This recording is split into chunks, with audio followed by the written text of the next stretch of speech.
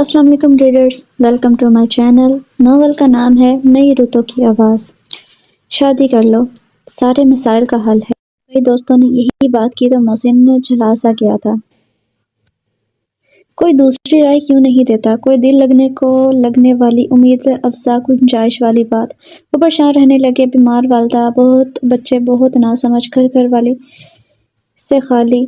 जब भी आपा आए चार पूंछ सफाई सुथराई में लग जाती। इनका पूरा वक्त मोहसिन के घर की दुरुस्तगी में सिर्फ हो जाता था। माँ के पास चैन से बैठने को वक्त भी नहीं मिलता था। एक रोज़ आपा के साथ इनकी सास भी अम्मा की खैरियत दरियाफ्त करने को आ गई थी। हर सिमत नजर दुराकर इत्मीनान से बोली थी, मियाँ तुम शादी क्यों नहीं कर लेते? घर का घर वीरान बना रखा है, औरत ही घर को जन्नत बना सकती है। तुम्हारे पास तो किसी चीज़ की कमी नहीं है, बस एक बनी बनाई नक्शी दुरुस्त दुल्हनिया की कसर है।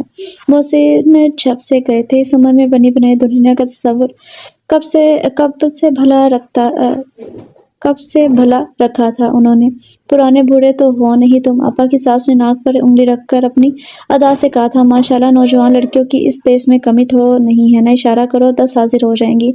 आपा को लड़कियों की बेवक्ती अच्छी नहीं लगी थी। मुंह बनाकर आस्था से बोल पड़ी, आपके लिए तो हर चीज़ आसान हो जाती है, जब काम में हाथ डालो तब मुश्किलात का इल्म होता है। ये मशवरा तो हज़ारों लोग दे चुके हैं, मगर किसी ने कोई लड़की हाजिर नहीं की। अरे पहले पता तो चले कि मुश्किल क्या है बीवी।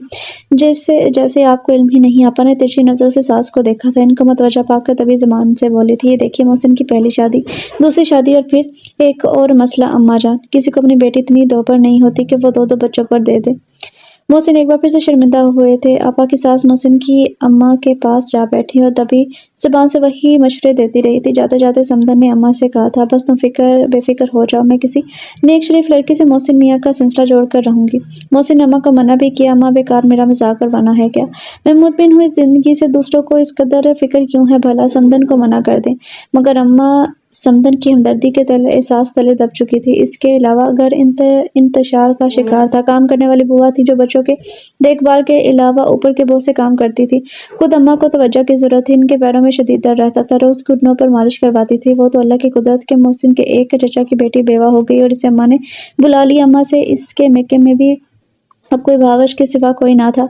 भावच कसीरुल औलाद होने की वजह से बेवा नंद से खार खाने लगी थी, तो वो मेहरबान बच्ची की खिदमत करने मौजूद थी। घर का इंतजाम उन्होंने संभाल लिया था। इसके बावजूद मोहसिन को किसी कमी का एहसास रहता था। इनकी जरूरत की चीज़ें वक्त पर इन्हें नहीं मिलती थी। वो जब भी कमरे में आते बच्चे मिट्टी धूल में अटे होते थे, कभी मुंह पर धब्बे, कभी नाखून बड़े होते थे। इस गंदगी से कोफत होती थी। अम्मा से शिकवा करते तो अपनी लाचारी का इजहार करती। बुआ का असर होता कि बच्चे इनके काबू में नहीं, पर आपा मुस्तकिल बड़ बच्ची खाने में मसरूफ रहती। वो घर की आराइश के लिए कितनी ही चीज़ें लेकर आते, मगर वो करीने की मुख्ताज ही रहती। कोई चीज़ जगह पर मुनासिब मालूम ना होती थी। ठंडी सांस भरकर रह जाते। ज़्यादा बच्चों के नाखून तराशना, रोज़ सुबह कंघी करना उन्होंने खुद ही अपने ज़िम्मे ले लिया था। घर आते ही इनको नहला देते। बुआ से कहते कि साफ लिबास इन्हें पहना दे, ताकि इनको बच्चों के सिलसिले में ज़्यादा कोफत ना हो। बुआ और आपा ने भी जब मोहसिन को इस तरह मतवज्जा पाया तो खुद भी जिम्मेदारी महसूस करने लगे, खसूसन जब मोहसिन के आने का वक्त होता है। इन्हीं दिनों आपा की सास ने खुशखबरी सुना दी कि किसी शरीफ घराने में मोहसिन के लिए बात की है।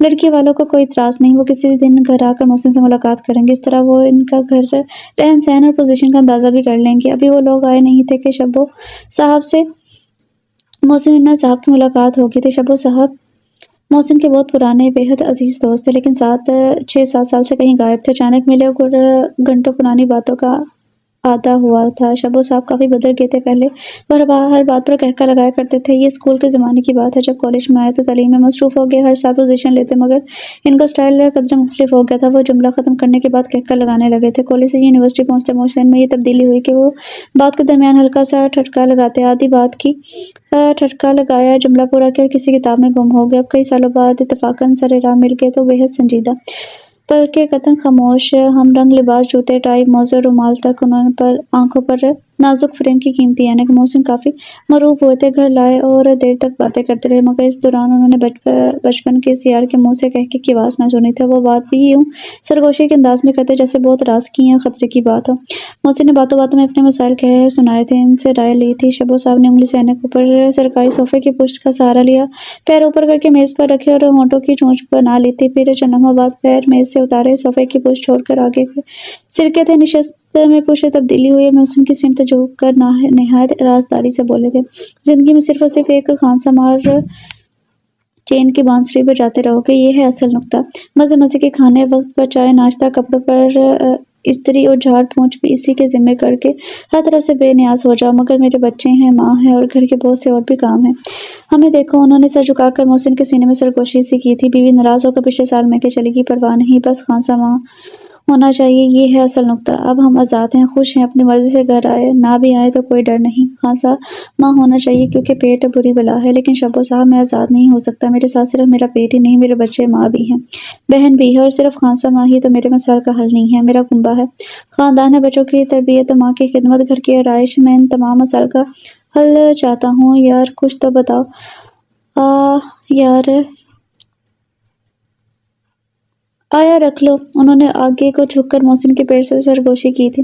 माँ के लिए नर्स रख लो, मगर याद रखो खानसा माँ सबसे ज़रूरी है। वो राइश भी कर सकता है, बच्चों को कंपनी भी दे सकता है, अम्मा जान की खिदमत में हाथ जोड़े रात भर खड़ा भी रहेगा। बस इसे तनख्वाह माकूल दो, इसकी फैमिली को घर दे दो, फिर देखो तमाशा, सारे मसाइल चुटकी बजाते हल हो जाएंगे। उन्होंने मोहसिन के घुटनों के बाद चुटकी बजाई थी। मोहसिन को हंसी आ गई। शबो साहब ने सर ऊंचा किया, उंगली से ऐनक को ऊपर सरकाया तो सोफे की पूछ से सर टकाई और चुपके से बोले थे, हंसो मत, मगर सोचना बाद में तुम्हें इल्म होगा कि मेरा तजर्बा ज़्यादा माकूल है। अरे हम भुगत रहे हैं आराम से चैन की ज़िंदगी, कोई डर ना ही, कोई खौफ ना ही, कोई जिम्मेदारी। सब कहते हैं मुझे शादी कर लेनी चाहिए। मोहसिन ने कदरे छप कर मुजरमाना सरगोशी की थी। हैं शबो साहब उछल पड़े थे, कौन कौन कहता है दुश्मन है सब तुम्हारे, दोस्त होते तो ऐसा खतरनाक मशवरा ना देते। यार मोहसिन, लगता है तुम्हारे खिलाफ कोई साजिश हो रही है। बन जाओगे, फंस जाओगे, बीवी से जितनी दूर रहोगे तुम्हारा फायदा होगा। बस एक खानसा माँ और जिंदगी मजे से गुजरती जा रहेगी। याद रखना, किसी दिन मेरे घर आना और मेरी सुख चैन की जिंदगी आंखों से देखना। मोहसिन इनके पूरे तमाम लहजे से बेहद मुतासिर हुआ था, गो कि इनके मशवरे ने इनको बिल्कुल मुतासिर नहीं किया था। शबो सब कतन माकूल ना माकूल नहीं थे, किसके हुए भी नहीं लगते थे। ये ज़रूर है कि यूनिवर्सिटी की ज़िंदगी से बाहर आने के बाद वो काफ़ी अर्सा बीमार रहे थे, फिर मिले तो इसी पुराने खलूस के साथ। मगर मोहसिन को इनकी नई ज़िंदगी के बारे में कुछ इल्म ना हो सका। मोहसिन की शादी हो चुकी थी। उन्होंने शिकवा भी किया था कि अगर मोहसिन याद रखते तो अपने पुराने दोस्त का सुराग लगाना इतना मुश्किल भी ना था। फिर 6 साल के बाद वो मिले तो इनकी ज़िंदगी का अंदाज ही बदला हुआ था, मगर पहले के मुकाबले में वो संजीदा, माकूल और मरतब से नजर आने लगे थे। अब कभी कभी इनकी मोहसिन से मुलाकात होती तो वो गर्दन आगे बढ़ाकर मोहसिन के कंधे से सर मिला देते थे और सरगोशी में पूछते थे, खानसा माँ मिला कोई। आपा की सास आ गई थी, मोहसिन से रिश्ते के बारे में बात करना चाहती थी। मोहसिन के मुंह से निकल गया, शादी की इतनी जरूरत नहीं जितनी खानसा माँ की है। आपा की सास खफा हो गई, इनकी सारी मेहनत और जद्दोजहद पर पानी फिर गया था। मोहसिन को तिरछी नजर से देखते उन्होंने जहरीला तीर फेंका था, खानसा माँ क्यों, खानसा मन रख लो ना, वो तुम्हारी तमाम जरूरतें पूरी कर देगी। कहकर लिपकी हुई बाहर चली गई थी। अम्मा बेचारी घुटनों के दर्द से बेहाल कराती हुई इनके पीछे दौड़ी थी। मोहसिन इनके जहर बुझे तीर से शदीद जख्मी हो चुके थे। शर्मिंदगी, नदामत और मलाल की कैफे से निकलना फौरी मुमकिन ना हुआ था। अम्मा जमदन को मना कर ले आई थी और लड़की के बारे में सवाल कर रही थी। देखो आपा, सच्ची बात तो ये है कि किसी नौजवान लड़की से ये उम्मीद रखना कि दूसरी औरत के बच्चों को माँ बन के पालेगी या इन्हें माँ की मोहब्बत देगी, इसको इस महरूमी का एहसास तक न होने देगी, गलत बल्कि नामुमकिन है। हाँ, वो घर वाली बनकर मियाँ मोहसिन की महरूमी का उजाला कर सकते हैं। घर को साफ सुथरा रखेगी, बल्कि बच्चों की देखभाल भी करेगी। कोई घर में मेहमान आए तो इसकी तवाज़ा की जिम्मेदारी भी इसी पर होगी, मगर इसे कतई तौर पर बच्चों की माँ बनाकर नहीं लाया जा सकता। हाँ, रफ्ता रफ्ता वो इस फ़र्ज़ को भी पूरा करेगी अगर सबका ताउन मिला तो। आपा के साथ चाय पीकर, केक खाकर और अम्मा के पानदान से अपनी मर्जी का बड़ा सा पान बनाकर खाने के बाद मुसल्लम ही हो गई थी। मोहसिन पछतावे पछतावे अम्मा के पीछे कुर्सी पर सर झुकाए बैठे रहे थे। समदन के जाने के बाद अम्मा ने बड़ी आपा से मशवरा किया। वो बेचारी क्या बोलती, मोहसिन की जिद देखने लगी।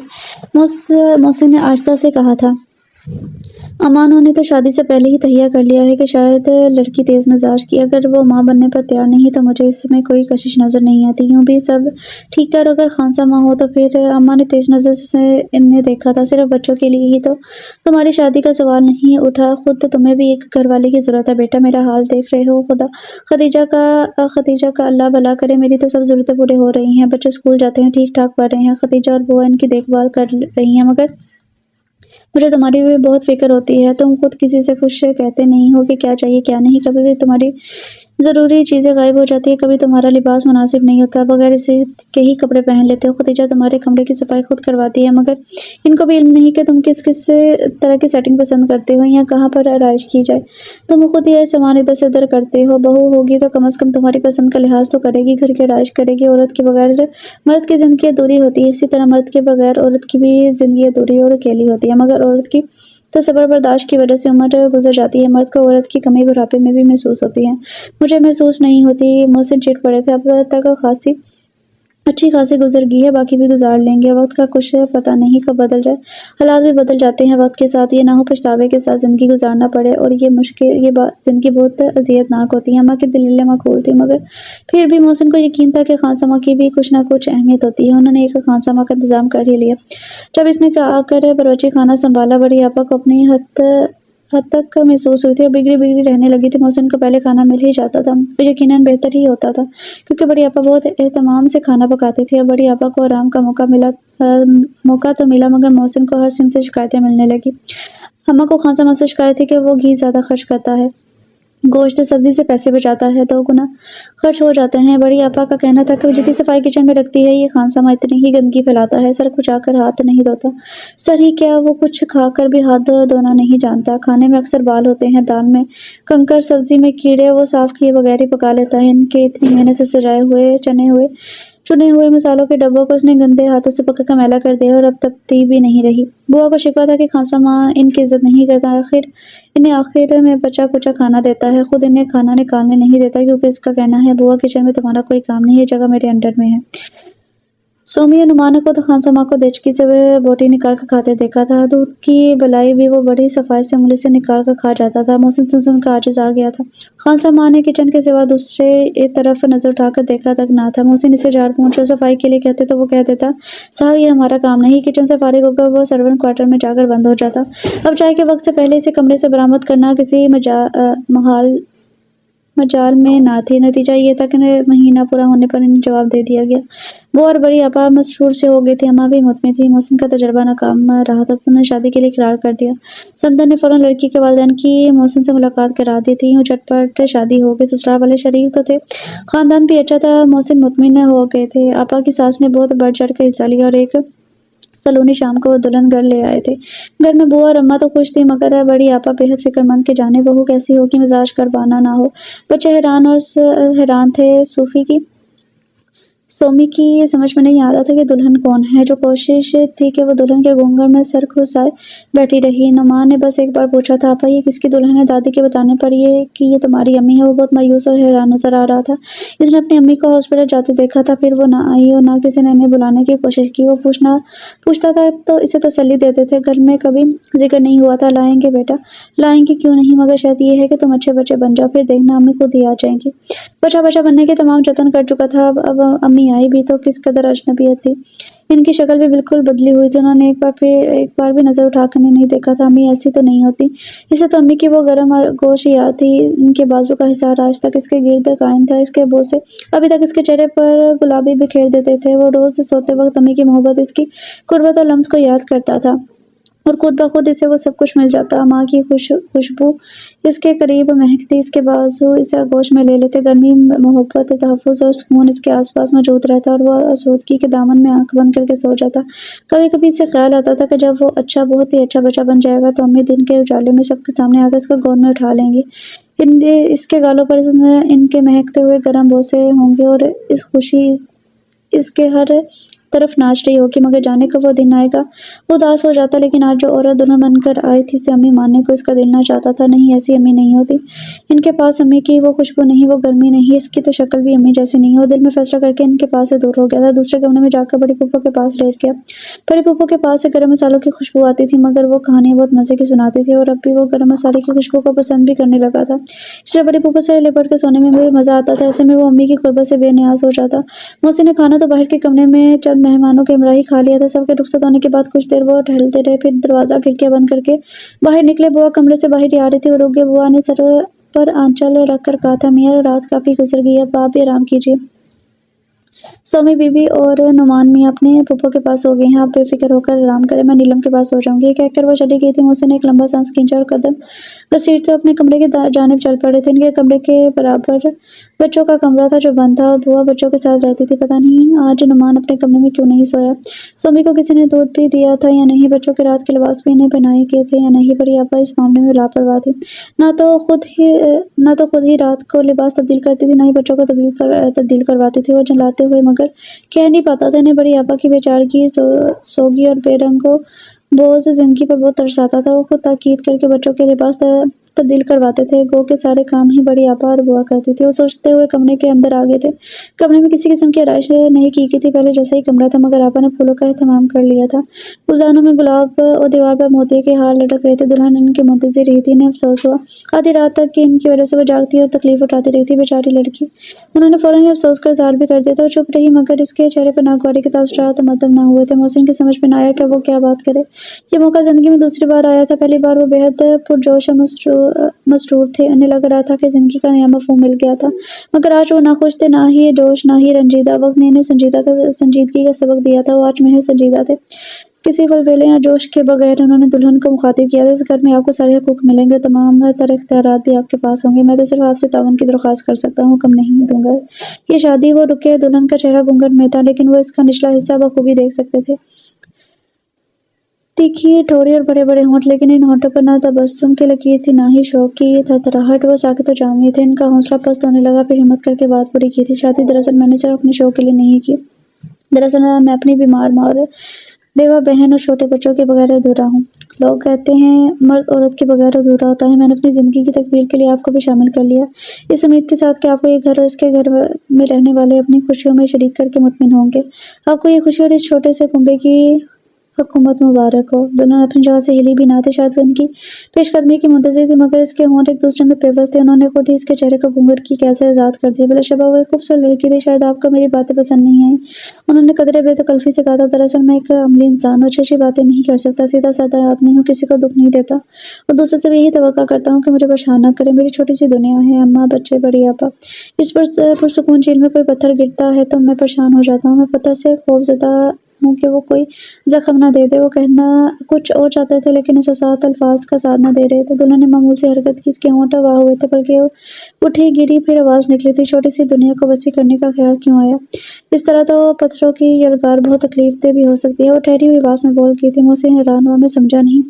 इतने मासूम तो नजर नहीं आते। दुल्हन के लहजे में वाज़ह तंज़ और तल्खी थी। जाहिर है कि मैं भी एक पत्थर ही हूँ जो आपकी पुरसुकून झील को परेशानी में मुब्तला कर सकता है। मैं आपसे तावन की दरख्वास्त कर चुका हूँ। उन्होंने सादगी से कहा था, घर आपका है, इस पर आपकी हुकूमत होगी। आप मुझ पर भी हुकूमत कर सकती हैं। मुझे हुकूमत का इतना शौक नहीं है। दुल्हन ने एक बार फिर तल्ख लहजे में कहा था, प्लीज़ आप मुझे मेरे हाल पर छोड़ दें। वो बौछाक से रह गए थे। दुल्हन के कलाम ने इन्हें हैरान नहीं किया था। यूनिवर्सिटी का आज़ादाना माहौल है, लेकिन तर्ज़े तकल्लुफ़ ने इन्हें परेशान कर दिया था। आपको क्या इस शादी पर मजबूर किया गया है? जबर किया गया है? ज़ाहिर है, दुल्हन ने चिढ़कर कहा था, मुझे ना हुकूमत की ख्वाहिश थी, ना बच्चों की। दरअसल मुझे बच्चे पसंद नहीं, और पहली बात जो मैंने सुनी वो बच्चों से मुतल्लिक थी। मैं माँ कहलाना पसंद नहीं करती। मोहसिन ने गहरा सांस लिया था। हल्की करवाहट को किसी तौर पर नीचे उतारा और आस्था से कहा था, आपसे बस मैं इतना चाहूँगा कि बच्चे किसी दुख या महरूमी का शिकार ना हो। अब रफ्ता रफ्ता इन्हें मानूस मैं वादा नहीं करती। दुल्हन ने कहा था, जो चीज़ मुझे पसंद नहीं है मैं इससे ताल्लुक़ नहीं रख सकती। मैं आपको किसी कुछ फैमिली में मुब्तला नहीं करना चाहती। दरअसल मुझे इस शादी की कोई खुशी नहीं, शायद आपकी तवक्कुआत पर पूरी नहीं उतर सकती। वो दौड़ों अंदाज में बोल रही थी। वो पूरे तमाद और मजबूत इरादे वाली थी। मोहसिन को एकदम से तन्हाई ने घेर लिया था। मैं आप पर कोई जबर नहीं करूँगा। कई मिनट की अज़ियतनाक खामोशी के बाद मोहसिन ने कहा था, आप अपनी खुशी से जो करना चाहें, जिस तरह रहना चाहें, मुझे इतराज़ नहीं। और अगर यहाँ का क्या मेरा वजूद नाकाबिले बर्दाश्त महसूस हो तो बता दीजिएगा। मैं आपकी मर्ज़ी के मुताबिक रास्ता तलाश कर लूँगा। अगर आप जाना चाहें तो। दुल्हन का रंग उड़ गया था। वो घबरा के, नहीं नहीं, मेरा मतलब नहीं, ये नहीं मेरा मतलब था। मैं अपने वालिदैन को दुख नहीं देना चाहती। दरअसल मैं आपको बताना चाहती थी कि मुझसे कोई तवक्कुआत वाबस्ता ना करें।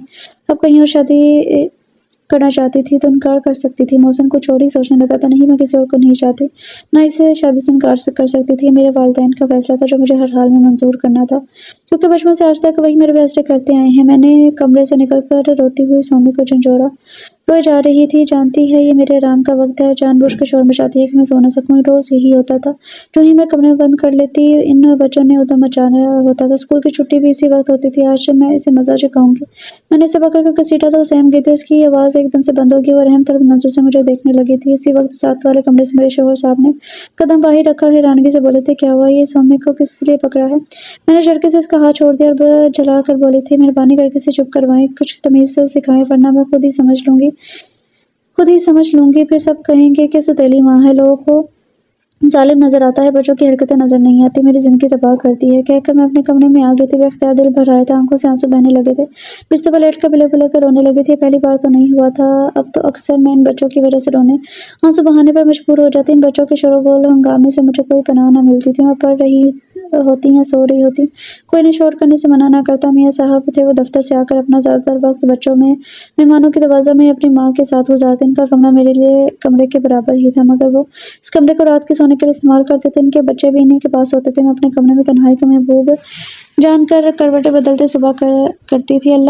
گھر میں اللہ کا دیا سب کچھ تھا، قیمتی قالین، بہترین فرنیچر، آرائش کی بے شمار چیزیں، مگر سب بے ترتیب اور گرد آلود تھے۔ یہ گھر، میرا گھر، مجھے بہت پسند آیا، مگر گھر والوں کو پسند کرنے کی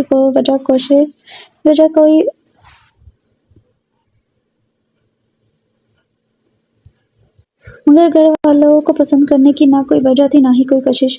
میں نے شادی کے 2 ہفتے بعد ہی گھر کا حلیہ بدل ڈالا تھا۔ ہر روز صفائی، جھاڑ پونچھ سے گھر اجڑا اجڑا رہتا اور فرنیچر نیا نیا لگنے لگا۔ آرائش کی چیزیں مناسب جگہوں پر سجا دی، گلدان میں روز پھول تازہ لگاتے، خوبصورت گملوں کو نئی ترتیب دی۔ اماں جان کے کمرے سے فضول بیکار اشیاء باہر پھینکوا دی۔ غرضیہ کہ گھر کافی بہتر لگنے لگا تھا۔ اس کی داد تو میاں نے بھی دی تھی، تعریف کی اور ہمت بن گئی تھی۔ خوشی تو ہوئی، مگر اگلے ہی جملے نے مجھے بیزار کر دیا تھا۔ اسی طرح اگر ان بچوں کو بھی توجہ دو گی تو یہ بھی یوں ہی نکھر کر دلکش نظر آئیں گے، مانو ان کو اپنا سمجھو۔ اس گھر کی طرح یہ بھی تمہارے ہیں۔ اس کے لہجے میں لجاجت تھی، میں ان کو جواب نہ دے سکی، مگر چہرے پر پھیلی بیزاری نے ان کو مایوس کر دیا تھا۔ بچوں سے مجھے دلچسپی نہ تھی، مگر کسی طرح ان کو یقین نہ آتا تھا کہ کوئی عورت اتنی سنگ دل یا کٹر ہو سکتی ہے۔ میں بھی کیا کرتی، شروع سے ہی دل میں بیزاری تھی۔ اس بچوں کو ڈانٹ دیتی یا ہلکا سا تماچا مارتی تو سومی گلا پھاڑ کر رونا شروع کر دیتی، سارا گھر میرے پیچھے پڑ جاتا۔ سب سے پہلے بوا کسی کونے سے چلاتی تھی، ارے چھوٹی بیوی رو رہی ہیں، دیکھو تو کہیں گر گئی، چوٹ تو نہیں ہے۔ یہ پورے گھر کو متوجہ کرنے کا سادھن تھا، حالانکہ وہ بھی جانتی تھی بچوں کو دیکھنے سنبھالنے کی ذمہ داری انہیں کی ہے۔ دوسرا نوکر کوئی تھا نہیں، جو تھی وہ وقتی بڑی آپا کچن سے لپکتی رہتی تھی، کیا ہوا، گر گئی، مارا کسی نے، مارا کیوں، مارا کیا ہوا ہے، دیکھو دلہن، معصوم بچے کے ساتھ ایسا سلوک نہیں کرنا چاہیے۔ ان بچوں کو کسی نے پھول کی چھڑی سے بھی نہیں مارا، جائیں پیار سے سمجھا دو تو تمہارا کوئی نقصان نہ ہوگا، وغیرہ وغیرہ۔ میرے تن بدن میں آگ سے لگ جاتی جب یہ آفت بھر کھیل رہے ہوتے تھے، دنگا مشی کرتے ہیں کہ پچھاڑا کرتے ہیں تو کوئی دیکھتا نہیں ہے۔ میرے زبان ہلانے یا ہاتھ ہلانے کی دیر ہے کہ سارا گھر ہائے ہائے کرنا شروع ہو جاتا ہے۔ اماں جان تک گھٹنے پکڑے آ جاتی ہیں، میں کسیانی ہو کر رونے لگتی۔ میرے میاں نے اس معاملے میں کبھی جواب طلبی تو نہیں کی، مگر وہ کسی نہ کسی وقت ایک جملہ نصیحت یا التجا کا گفتگو میں بڑھا دیتے تھے۔ وہ جانتے تھے کہ انہوں نے مجھ سے شادی کر کے مجھ پر ظلم کیا ہے، وہ میری پسند نہیں ہے، وہ پکی عمر کے مرد ہیں۔ شاید ان کی نرم طبیعت، مہربان رویے کی وجہ سے ان کو پسند بھی کر لیتی، مگر یہ 2 عدد بچے، اف خدایا، گوارا کرنا میرے بس میں نہ تھا۔ ان کی حرکتیں، شرارتیں، ان کی ہنسی کھیل صورت کچھ بھی اچھا نہیں لگتا۔ پھر میں محبت کیسے کروں؟ نفرت کی بنیاد بھی شادی کے دن مہمان خواتین کی سرگوشی سے ہوئی تھی۔ اے ہے، پکی عمر کا ہے، ارے بی بی بال بھی کھچ رہی ہیں، کیا سوچی میاں اسلم کو لے کے لڑکی کو ڈبو دیا۔ اے بہن، ہزاروں روپے کی آمد، اتنا شاندار گھر، اوپر سے زمین جائیداد، الگ موٹر کار، نوکر چاکر اور 2 عدد پلے پلائے بچے۔ کسی نے ہنس کر طنز کیا تھا، اوئے بچے ہاں، کوئی عورت زور سے بول رہی تھی۔ میرا دل دھک سے ہو گیا تھا۔ بچے ہاں بہن، پہلی بیوی مر گئی تھی، بچوں کی پرورش اور بیمار ماں کی خدمت کے واسطے شادی کی ہے۔ لوگ دنیا میں آئے مر گئی ہے کیا؟ ہم نے تو نہیں سنا کہ بچوں کو پالنے کے لیے شادی کی ہے۔ سنو ذرا آپا کی بات، بچے پالنے کے لیے دوسری شادی کرتے ہیں مرد، یہ کوئی نئی بات تو نہیں مگر لڑکی پرائے بچوں کو کیسے پالے گی؟ دیکھ لینا، جوتیوں میں دال بٹے گی۔ ارے آپا، گھر میں دولت ہے، نوکر ہے، کیا لڑکی کو اپنے ہاتھ سے کچھ کرنا ہے؟ اسے تو بس نگرانی کرنی ہوگی۔ ارے دولت کی وجہ سے ہی میاں اسلم نے بیٹی دے دی ہے، سسرال میں ہی عیش کر لے گی بیچاری۔ نہیں بوا، پھٹ پڑے وہ سونا جس سے ٹوٹے کان، بچوں کی وجہ سے خاک عیش کر سکے گی۔ ہر وقت اسے دنیا کی نظروں کی فکر ہوگی، کوئی کچھ نہ کہہ دے۔ لوگ ایسے گھر میں ٹو لیے جاتے ہیں کہ بڑھا چڑھا کر باتیں بنائیں گے۔ ارے سوتیلی ماں کی بھی کوئی زندگی ہوتی ہے، اور دولہا بھی تو بالکل بوڑھا ہے، آدھے بال سفید ہے، بالوں کی ناک ہو۔ خالہ جان، میری بھانجی سلمیٰ کو دیکھا ہے نا، 20 برس کی ہے اور آدھے بال سفید ہیں۔ بوا، نزلہ ہی ایسا ایجاد ہوا ہے کہ اور مرد تو ویسے بھی دھوپ میں پھر کر بال سفید کر لیتے ہیں۔ بس رہنے دو، منہ پر جوڑیاں بھی کیا نزلے نے ڈال دی ہیں۔ سچی بات ہے، 2 بچوں والے دولہے کو دینے سے تو وہ کنواری گھر بیٹھی رہتی۔ پہلی عورت کے بچے جوانی کے دشمن، لاکھ ان سے دل لگاؤ، خدمت کرو، ایمان سے میں نے خود دیکھا ہے، وہ جو ہے نا، جانے کی صورت کا تذکرہ چھڑ گیا تھا۔ میں دم بخود رہ گئی تھی۔ دلہا کے بوڑھے ہونے کا سن کر تو میرے دل میں آگ سی لگ گئی تھی۔ اگر بال سفید ہوتے تو کوئی مسئلہ نہ تھا، مگر چہرے کی جوڑیاں سن کر تو میرے دل پر آڑیں چڑھنے لگی تھی۔ نکاح ہو چکا تھا، تڑپ کر رہ گئی، کاش پہلے کسی نے بتایا ہوتا، لیکن کیا ہوتا؟ ابا کی مرضی کے خلاف تو میں بول بھی نہیں سکتی تھی۔ ہاں، جب رشتے کا سلسلہ چلا تھا تو معلوم ہوتا میں آسانی سے اقرار نہ کرتی۔ میرے تصور میں کالج شوخ و شنگ نوجوان مسکراتے رہتے تھے، ایسا لگا جیسے خوابوں میں آگ لگ گئی ہو۔ تصور زخمی ہو گیا، زندگی بھر اس نوجوان کے لیے ترستی رہوں گی، یہ خیال ہی روح فرسا تھا۔ اماں ابا کے فیصلوں نے مجھے ہمیشہ ہی احساس کمتری میں مبتلا کیا تھا۔ یہ آخری داؤ بھی وہ جیت گئے تھے۔ جب میں نے یونیورسٹی میں داخلہ لینا چاہا تب بھی ابا نے ہی چندے پڑی کہ وہ مجھے اتنا آزاد نہیں دیکھنا چاہتے۔ جانے بی اے تک کس طرح پڑھ سکی، وہ بھی اپنے شوق اور استادوں کی حوصلہ افزائی کی وجہ سے ممکن ہوا تھا۔ میں تو چاہتی تھی کہ سروس کر لوں اور تعلیم بھی جاری رکھوں، مگر ابا ان کو یہ گوارا نہ تھا۔ وہ خاندان کے طنز بیٹی کی کمائی کو برداشت نہ کرتے تھے، اس لیے خود ہی بوڑھی ہڈیاں گھسیٹتے رہتے تھے۔ میں 34 برس کی ہو گئی اور کوئی اچھا رشتہ نہ آیا تو اماں بے حد فکر مند ہو گئی تھی۔ دراصل ہمارے گھر میں کوئی دلکشی ہی نہ تھی، کوئی سامان آرائش تھا نہ عمدہ فرنیچر، گھر بھی مختصر تھا، لوگ آتے منہ بنا کر چلے جاتے۔ میری چھوٹی بہن کو خالہ بہو بنا کر لے گئی تھی، اسے چھوٹی پھوپھو کو بہت بھا گئی تھی۔ میری مناسبت سے خاندان میں کوئی لڑکا نہ تھا، اس لیے اماں بیچاری کی نیند حرام ہو گئی تھی۔ پھر جب ایک روز میں نے سنا کہ میرا رشتہ طے ہو گیا تو میں حیران ہو گئی، کوئی دیکھنے آیا نہ بات کرنے۔ معلوم ہوا اماں کی کسی میکے کی سہیلی کے دوست سے یہ رشتہ ہوا ہے۔ نہ میں نے پوچھا، نہ کسی نے تفصیل بتائی۔ شادی کے دن نکاح کے بعد حقیقت آشکار ہوئی تھی۔ رخصتی سے پہلے ہی میں نے اس شخص کے لیے دل میں بیزاری محسوس کی تھی اور اس کی خود غرضی سے نفرت ہوئی تھی۔ اس بوڑھے کو کیا حق تھا ایک جوان چنچل لڑکی دل کو قید کر کے اس پر ملکیت کی مہر لگا کر زندگی سے بیزار کر کے؟ اسے کیا ملے گا؟ ایک جوان بیوی مل گئی، مگر اسے اس جوان بیوی کے احساسات کا خیال رکھنا ہوگا۔ نہیں، میں اسے کبھی دل سے قبول نہیں کروں گی۔ پہلے دن پہلی رات ہی اس پر اپنی نفرت ظاہر کر دوں گی، نتیجہ کچھ بھی ہو سوچ کر میں مطمئن ہو گئی تھی۔ دل میں ابال سے اٹھنے لگے تھے، دباتی رہی۔ شادی کی رات دیکھا بوڑھا تو نہیں کہا جا سکتا تھا، مگر چونکہ دل سخت کر چکی تھی اس لیے پسند نہیں آئے۔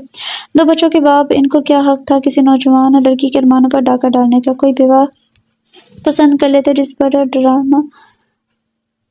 ڈرامہ ان سے صاف کہہ دیا کہ میں بچوں سے کوئی تعلق نہ رکھوں گی، ان کو محبت نہیں دے سکوں گی، خود بچوں کے باپ کی خدمت کرنے کو تیار ہوں، مگر وہ اپنے لیے مجھ سے محبت کی توقع نہ کریں۔ وہ حیران ضرور تھے، وہ کچھ افسردہ بھی ہوئے، مگر میں جو کہہ چکی تھی اس کو لوٹانا ناممکن تھا۔ اس دن کے بعد وہ برابر والے کمرے میں رہتے تھے، درمیان میں ایک دروازہ جو دونوں کمروں کو ملاتا تھا، مگر ہم میں روز اول جیسی دوری تھی۔ بچے انہی کے پاس رہتے تھے، دفتر سے آ کر کافی وقت بچوں کے ساتھ گزارتے، باقی وقت اپنی ماں کے پاس رہتے۔ میں کیا کرتی ہوں، کیا کھاتی ہوں، کیا پہنتی ہوں، ان کو شاید خبر بھی نہ تھی۔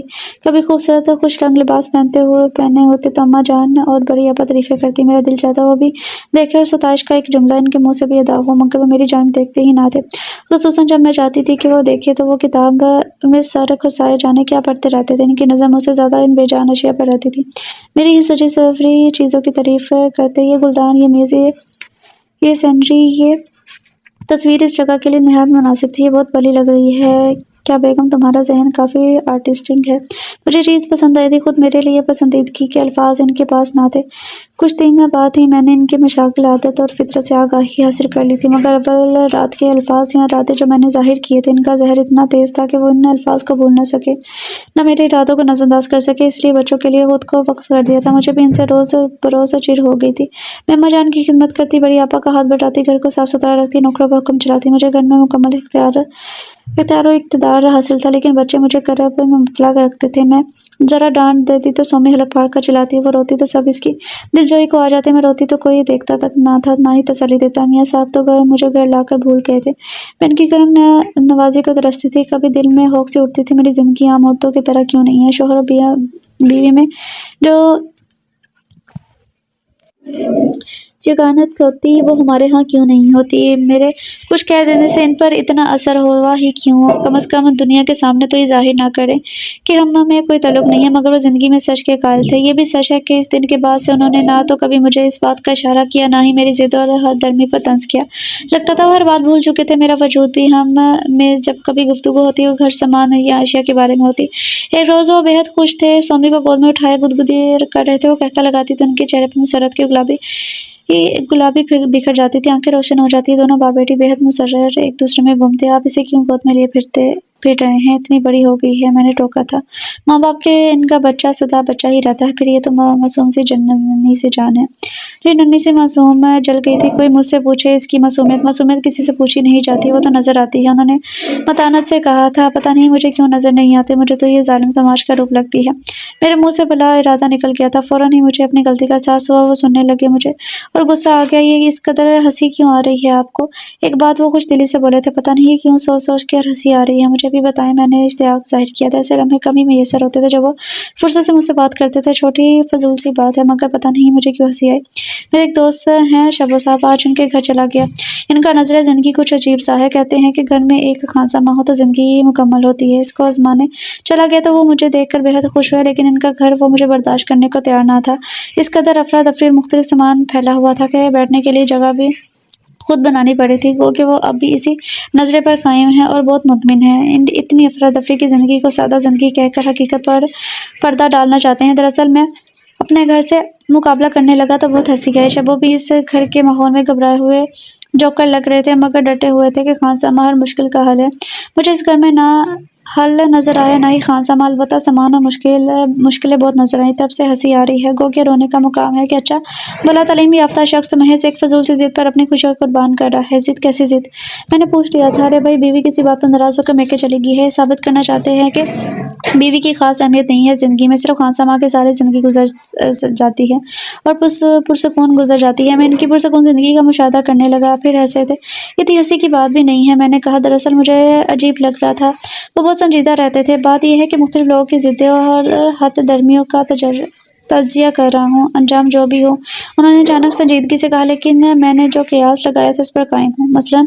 اور کون؟ مثلاً آپ اپنی ضد میں نہ صرف اپنا بلکہ میرا سکون بھی برباد کر رہی ہیں۔ آپ کے خیال میں میری ضد کا انجام کیا ہوگا؟ وہی، فطرت کے مطابق آپ کی شکست ناممکن۔ میں نے بڑے عزم سے کہا تھا، میری پسند ناپسند میں کبھی تبدیلی نہیں ہوتی۔ خیالات بدلنے والے لوگ مجھے قطعی پسند نہیں۔ ان کی آنکھوں کی جوت مدھم پڑ گئی تھی۔ لمبا سانس لے کر سومی کو لے کر چلے گئے۔ مجھے غصہ آ گیا۔ اپنی غلطی کا اقرار کبھی نہیں کریں گے۔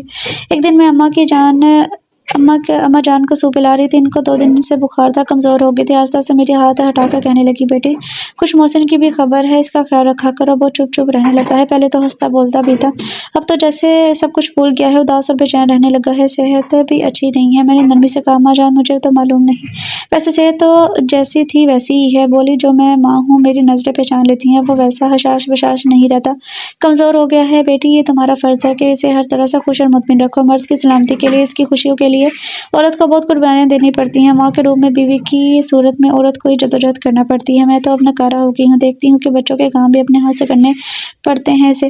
بہت افسوس ہوتا ہے، اپنے کام تو برسوں سے وہ خود ہی کر لیتا ہے۔ ہاں، شاہدہ کی زندگی میں اس کا محتاج ہو گیا تھا، اس کے بعد تو صبر کر کے خود کرتا ہے، کسی سے نہیں کہتا۔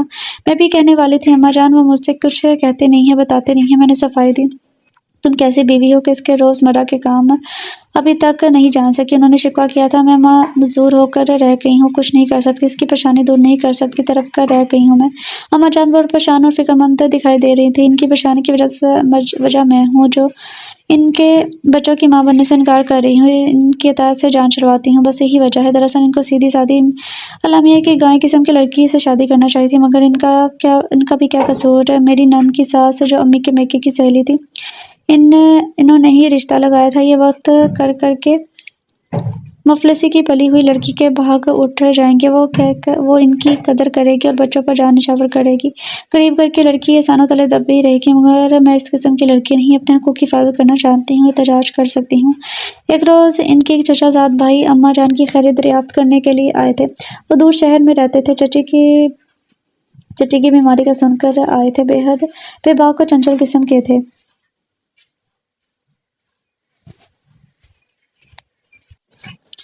عمر میں تو شاید ان کے برابر ہی تھے، مگر لباس اور انداز بہت جوان اور خوش خرم طبیعت کے لگتے تھے۔ بے تکلفی ان کے ہر انداز سے نمایاں تھی۔ صحت بھی قابل رشک تھی، روز صبح ورزش کرتے، تیل مالش کر کے نہانا معمول تھا۔ میرے میاں تو ان کے سامنے مرجھائے مرجھائے لگتے تھے۔ میں ان سے بھی کہا بھی تھا، آپ کے بھائی کی صحت ماشاءاللہ خوب ہے، کھانے پینے میں بھی استاد ہیں اور ویسے بھی دل جوان تھا شاید۔ بھائی جان کافی بے تکلف اور ہنسنے والے تھے، تم ان کی بات کا برا نہ ماننا۔ انہوں نے کہا تھا، وہ نہیں، میں ان کی فطرت جان گئی ہوں، برا ماننے کی کوئی بات بات نہیں ہے، ویسے کیا یہ آپ سے بڑے ہیں؟ ہاں، وہ ہنس گئے تھے۔ 10 سال چھوٹا ہوں میں۔ یقین نہیں آتا نا؟ میں نے تعجب سے منہ پر ہاتھ رکھ لیا تھا۔ 10 سال؟ باپ رے بابا، بلکہ آپ ان سے 4 سال بڑے لگتے ہیں، جبکہ آپ کو تو بالکل جوان لگنا چاہیے۔ میں بے تکے پن سے بول پڑی تھی اور مسکرا گئے تھے۔ حالانکہ تمہارے خیال میں ایک بوڑھا کوسٹ ہوں جس نے ایک جوان لڑکی سے شادی کر کے اس پر ظلم کی دہا کی ہے۔ واقعی اب تو میں خود کو ویسے ہی محسوس کرنے لگا ہوں۔ تمہاری سمجھ کے مطابق شاید میں نے تم پر ناجائز جبر کیا ہے۔ وہ اداس ہو گئے تھے۔ میں سر پٹا کے سوچ میں گم ہو گئی۔ بھائی جان واقعی ان سے عمر میں کم لگتے تھے؟ کیوں؟ اگلے دن میں نے اتفاقاً دونوں کی گفتگو سن لی تھی۔ بھائی جان کہہ رہے تھے، یار تمہیں ہو کیا گیا ہے؟ ابھی چند سال پہلے تو تم ٹھیک ٹھاک تھے، اب تو لگتا ہے برسوں کے بیمار ہو۔ نہیں، کیا ہو گیا ہے؟ ہنسنا بولنا بھول گئے ہو؟ چچی جان بھی تمہاری جانب سے فکر مند ہے، مجھے بتاؤ۔ ارے نہیں امی کو یوں ہی وہم ہو گئے ہیں بھائی جان، انسان کے حالات بدلتے ہیں تو وہ بھی تبدیل ہو جاتا ہے۔ لوگ تو دوسری شادی کے بعد اکثر نوجوان ہو جاتے ہیں۔ بھائی جان کہہ رہے تھے تم مزید بوڑھے ہونے کی کوشش کر رہے ہو؟ کوئی چیک اپ بھی کروایا ہے؟ وہ ڈاکٹر کو دکھاتا رہتا ہوں، ویسے کوئی بات نہیں ہے، ٹھیک ہوں، بس ہنسنے کو دل نہیں چاہتا، تھک جاتا ہوں۔ یار کمال ہے، ایسی اچھی جوان بیوی کی موجودگی میں چاقو چوبند ہونا چاہیے تھا، نہ کہ تھکن طاری کر لی۔ یا بھائی جان تفکرات نے نیند اڑا دی ہے، اس لیے تھکن ہو جاتی ہے۔ ارے کیسے تفکرات؟ بھائی جان حیرانگی سے بولے تھے۔ اللہ نے سب کچھ دے رکھا ہے، بیوی بچے دولت نعمتیں، کھاؤ پیو عیش کرو، سب کچھ بھول جاؤ۔ بچوں کے مستقبل کے خیال سے ہراساں رہتا ہوں، ان کو کس طرح ہر ممکن خوشی دوں، کس طرح مطمئن کروں۔ ان بچوں کو بھول جاؤ اور اپنی فکر کرو۔ تمہیں بھی خوش ہو کی ضرورت ہے، یہ فکریں انسان کی دشمن ہوتی ہیں، ان سے دور رہو۔ بچے ٹھیک ہے، تم خوش رہو گے تو وہ بھی خوش رہیں گے، تم مطمئن رہو گے تو وہ بھی مطمئن رہیں گے۔ بھائی جان میں کس طرح مطمئن ہو سکتا ہوں؟ بہت تاثر کے عالم میں کہہ رہے تھے، مجھے تو شاہدہ کی روح سے شرمندگی رہتی ہے، میں نے شادی کر کے شاہدہ کی روح کو دکھ پہنچایا ہے اور خود بھی پچھتایا ہوں۔ پتہ نہیں آج کل یہ پچھتاوا اس قدر کیوں طاری رہنے لگا ہے۔ چاہتا ہوں کہ نارمل طریقے سے زندگی گزاروں، مگر کوئی نہ کوئی چبھن کسک ذہن سے لپٹی رہتی ہے۔ وہ چپ ہو کے بھائی جان بھی خاموش ہو گئے تھے، کمرے میں خاموشی رہی، پھر بھائی جان نے کہا تھا، خیر اب حوصلہ کرو، پچھتاوے جان کے دشمن ہوتے ہیں، انہیں وہم سمجھ کر نظر انداز کر دو۔ دراصل میں جو چاہتا تھا، جو سمجھتا تھا وہ نہ ہو سکا، بچوں کو احساس سے محرومی سے نجات دلانا چاہتا تھا، اسی تگدوں میں ذہنی خلفشار اور مایوسی کا شکار ہو جاتا تھا۔ بچے میرے ہیں، تنہا مجھے ہی ان کی دیکھ بھال کرنی ہے، انہیں کسی کمی کسی بے بسی کے موقع سے دو چار نہیں ہونے دوں گا، یہ عزم ہی زندہ رکھنے کے لیے کافی ہے۔ آپ پریشان نہ ہوں، میں واقعی ٹھیک ہوں اور صحت مند بھی نہیں۔ بھائی جان نے بات کاٹی تھی، فکر مند بھی بہت زیادہ، اور فکر ہی ایک بیماری ہے جو انسان کو کھاتی ہے، جو جسم کو گلاتی ہے۔ اس سے پیچھا چھڑواؤ، بچوں کے لیے ماں کا بندوبست تم کر چکے ہو، اب ماں میں ممتا پیدا کرنا تمہارا کام نہیں۔ یہ اسی وقت ممکن ہے جب تمہاری بیوی ماں بنے گی، سمجھے، جب وہ تمہارے بچے کی ماں بنے گی تب ہی تمہارے دوسرے بچوں سے قدرتی طور پر بہت محبت کرے گی۔ میں نے اندازہ لگایا ہے کہ وہ فطرتاً نیک ہے، گو کس نے سخت غیر عورت کا نقاب اوڑھا ہوا ہے۔ یہ بھی ہو سکتا ہے یہ بچے ہی اپنی کوشش سے اس عورت کے دل میں ممتا تلاش کر لے۔ بچے ایسی کوشش کس طرح کر سکتے ہیں؟ اچھا وہ نہیں کر سکتے تو تم کر سکتے ہو۔ بھائی جان ہنس رہے تھے۔ میں وہاں سے ہٹ گئی۔ ایک روز میں نے نعمان کو تھپڑ مار دیا، وہ تو گال پہ ہاتھ رکھے حیرانگی سے مجھے تکتا رہا، مگر سومی نے چیخ مار کر رونا شروع کر دیا۔ جو ہی باپ کی صورت دیکھی ان کی طرف دوڑی اور شکایت کی کہ میں نے نعمان کو مارا ہے۔ وہ کمرے میں آئے، نعمان میز کے پاس کھڑا تھا، جس کی آنکھوں میں نمی تھی، مگر وہ ضبط کر رہا تھا کہ آنسو باہر نہ آئے۔ میرا دل پریشان ہو گیا تھا، بے بسی سے باپ کو دیکھنے لگا، اس کا چہرہ بھی سرخ ہو گیا تھا، آنکھوں میں یکا سرخی نمودار ہوئی تھی۔ شعلہ برساتی آنکھوں سے مجھے دیکھ کر بولے تھے، کیا ہوا ہے نومی کو؟ اسی سے پوچھیں، میں نے بے خوفی سے کہا اور کمرے سے باہر جانے لگی۔ انہوں نے راستہ روک کر تلخی سے کہا تھا، بانو ایک بات یاد رکھیں، اگر آپ ان سے محبت نہیں کر سکتی، ان کو ممتا کی گرمی اور پیار نہیں دے سکتی، تو انہیں مارنے اور تکلیف دینے یا جھڑکنے کا بھی آپ کو کوئی حق نہیں۔ خبردار، آئندہ اگر آپ نے ان پر ہاتھ اٹھایا تو میں بھی اپنا حق استعمال کر سکتا ہوں اور آپ کو بتا دوں گا کہ آپ بھی اتنی ہی بے بس ہیں جتنا آپ نے بچوں کو سمجھ لیا ہے۔ یہ کہہ کر وہ دوسرے کمرے میں داخل ہو گئے تھے۔ میں خوف سے جم کر رہ گئی تھی، اتنے سخت لہجے میں انہوں نے آج تک مجھ سے بات نہیں کی تھی۔ یہ بچے در حقیقت میرے دشمن ثابت ہو رہے تھے اور میری نفرت دن سے بڑھتی جا رہی تھی۔ بچے بھی اب مجھ سے دور دور رہنے لگے تھے، شاید ان کے باپ نے منع کیا ہو، مگر سومی کو چین کا ابھی بھی سوئی تھی کہ وہ کمرے کے دروازے کو پرشور آواز سے کھولتی ہوئی اندر آ گئی تھی۔ دروازہ بند نہ تھا، اس لیے دروازہ اس کی توقع کے خلاف کھلتا چلا گیا اور وہ اپنے ہی زور میں گر گئی تھی۔ میں ہڑبڑا کر اٹھ بیٹھی۔ کیا اچھا خواب دیکھ رہی تھی؟ آنکھ کھلتے ہی سومی کی روتی صورت اور گلا پھاڑ سا کھلا ہوا چہرہ نظر آیا تھا۔ کچھ سمجھ میں نہ آیا، ضبط بھی نہ کر سکی، اٹھ کر اسے زور سے جھنجھوڑا اور کمرے سے باہر لے جا کر پٹک دیا تھا۔ دروازہ اندر سے بند کر کے بستر پر گر گئی تھی۔ اف، مجھے کب چین ملے گا؟ میں ہانپنے لگی تھی۔ سومی کی چیخیں زمین آسمان ایک کر رہی تھی۔ باہر شور ہو رہا تھا، یہ چھوٹی بی بی کو کیا ہو گیا؟ یہ بوا تھی، ارے کہاں ہے؟ گر گئی، چوٹ لگی ہے؟ دھکا دیا تھا؟ امی نے مارا ہے؟ ہاں، ہائے کس بے دردی سے مارا ہے؟ 4 انگلیاں گال پر ابھر آئی تھی۔ بڑی آپا ہمارے ہمدردی کے مبالغے پر اتر آئی تھی۔ اے اللہ، کیسی بچے کو بن ماں کا نہ کرنا۔ مہمان آئی ہوئی بڑی بھی پوپلے منہ سے کہہ رہی تھی، ارے ارے خون بھی نکل رہا ہے۔ بی بی دیکھے بوا کی گھبرائی آواز، ارے پانی لاؤ بھائی، اٹھا کر لے کے چلو چلو چلو، ہائے معصوم بچی میں صدقے قربان، کہتے ہوئے بڑی آپا کہیں دور چلی گئی تھی۔ سب آوازیں دور ہو گئی تھی۔ خون نکلنے کا سن کر میں کچھ ڈری، پھر میں یہ سوچ میں مطمئن ہوگی کہ کہیں ذرا خراش آ گیا ہوگا۔ بات کا بتنگڑ بننے میں دیر ہی کیا لگتی ہے۔ سونے کی کوشش کرتی رہی، پوری دوپہر گزر گئی۔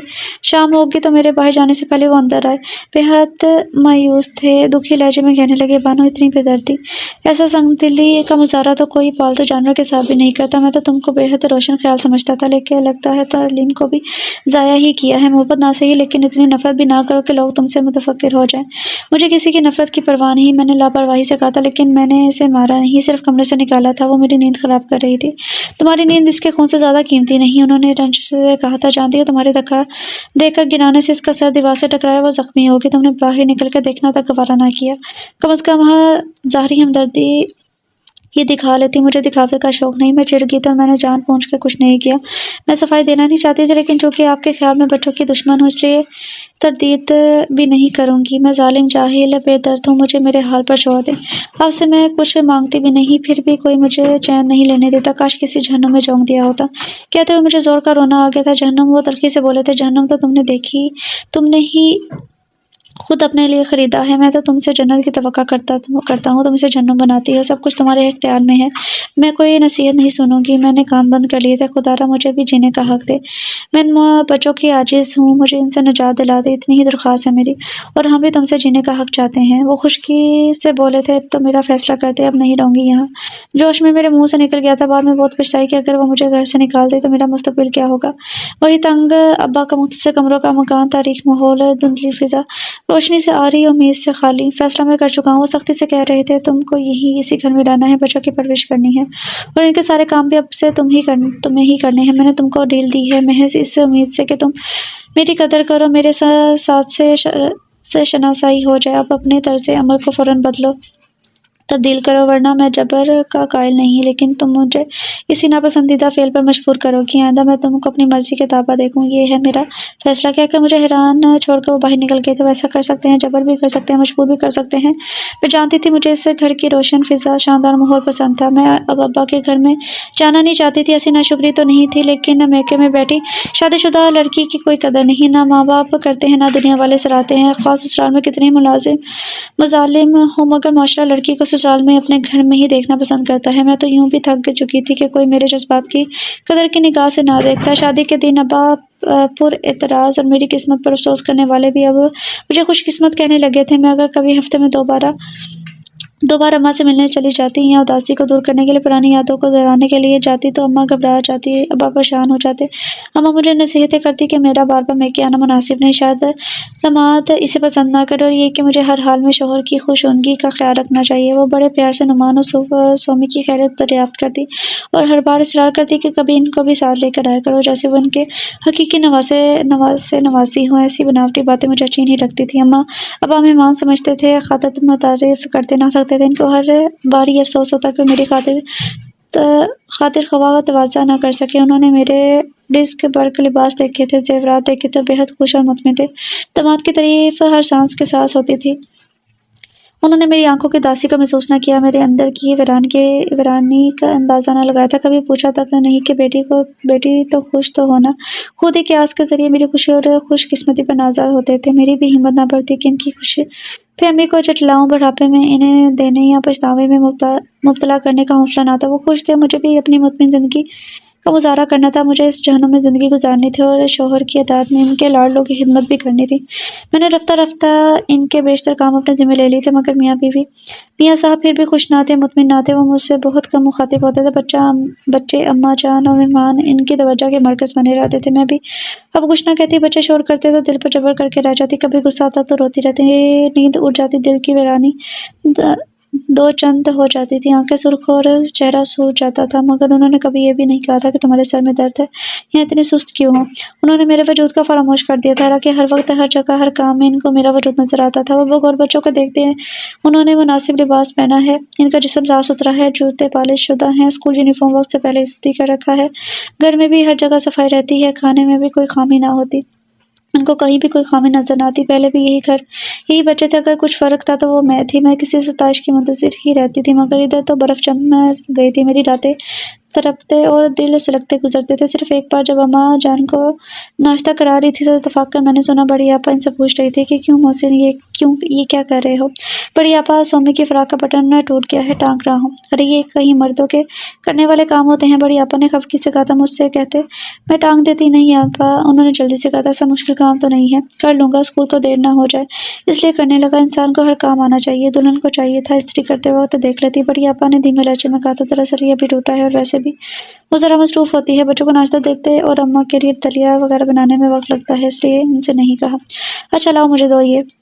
بڑی آپا نے شاید ان سے سوئی دھاگا لے لیا تھا۔ میں تو کبھی کبھی بہت شرمندگی محسوس کرتا ہوں بڑی آپا، اس گھر میں واقعی بے حد کام اور مسائل ہیں۔ وہ کہہ رہے تھے، میں ان کو اتنی محنت کرتے دیکھ کر پریشان ہو جاتا ہوں، اپنی خود غرضی پر نادم ہوتا ہوں۔ میں خود ان کی مدد بھی نہیں کرتا، بلکہ پہلے جو کام کر لیتا تھا وہ بھی اب نہیں کرتا۔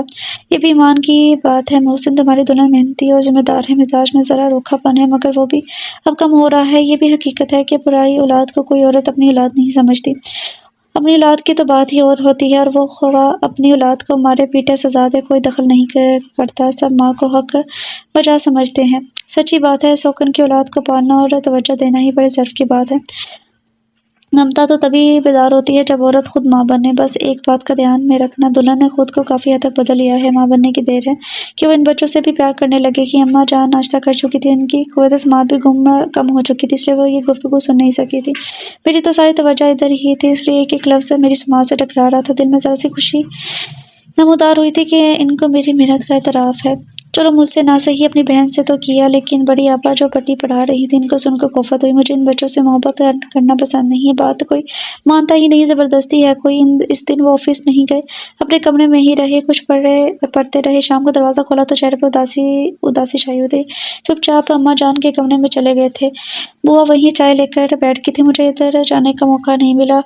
کچھ پڑوسی آ گئی، ان سے گپ شپ لگاتی رہی تھی۔ رات کو ہر روز کی طرح میں ان کے کمرے میں بستر درست کرنے لگی تھی، سفید چادر پیش کرنی تھی، ان شکنوں کو مٹاتے ہوئے دل بڑھایا تھا۔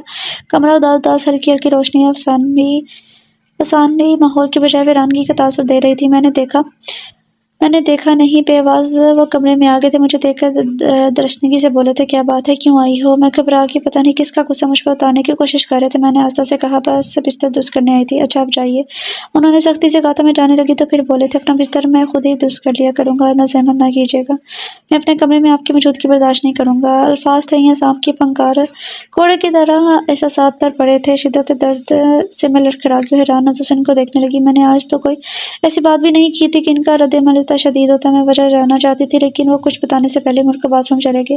میں کمرے میں آئی تو ساری دنیا گھومتی محسوس ہوئی تھی۔ آج سے پہلے بچوں پر سختی کے معاملے میں وہ مجھ سے الجھتے تھے، ان کے علاوہ اور کسی بات پر ناراض نہ ہوتے تھے۔ ان کے کمرے کی صفائی پہلے بھی میں کرتی تھی، کبھی انہوں نے اعتراض نہ کیا۔ آج کیا ہوا تھا؟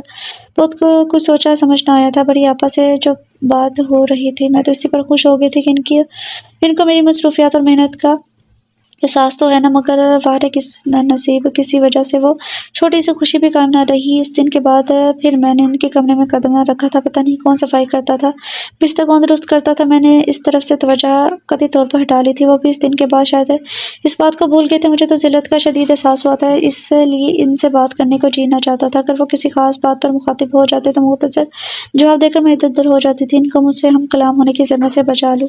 تھوڑی سی گفتگو میں نے جو بے تکلفی تھی وہ اب باقی نہیں رہی تھی، اور ہم دونوں کے درمیان ایک حجاب قائم ہو گیا تھا۔ وہ تو شاید مخاطب ہونا چاہتے بھی تھے، مگر میں ایسا موقع ہی نہیں آنے دیتی تھی۔ انہی دنوں اماں جان کی بڑی بیٹی کی لڑکی اماں جان کو دیکھنے اپنے شوہر